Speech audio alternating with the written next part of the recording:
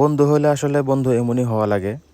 খালি একবার কল করে বলছি যে আশেক ভাই আমাদের জন্য এসে 1 ঘন্টা ধরে ওয়েট করতেছে, খালি বলছি যে আজকে পার্টি আছে।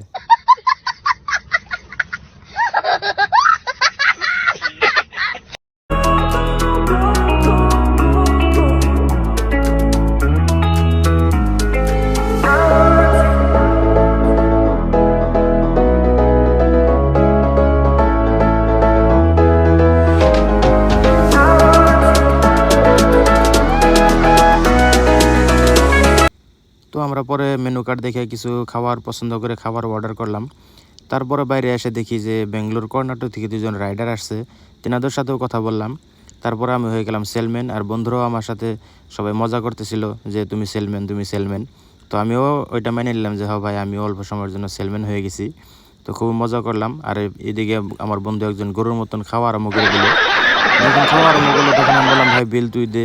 ওকে বললাম তুইও বিল দে। তো কেউ বিল দিতেছিল না, খালি গরুর মতন খাইতেছিল।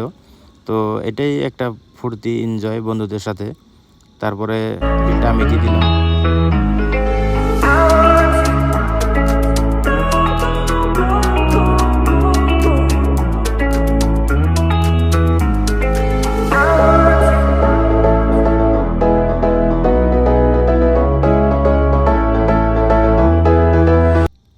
খাওয়া দাওয়া শেষ হওয়ার পরে আমরা কিছু ফটোশ্যুট করে নিলাম ইনস্টাগ্রামে পোস্ট করার জন্য।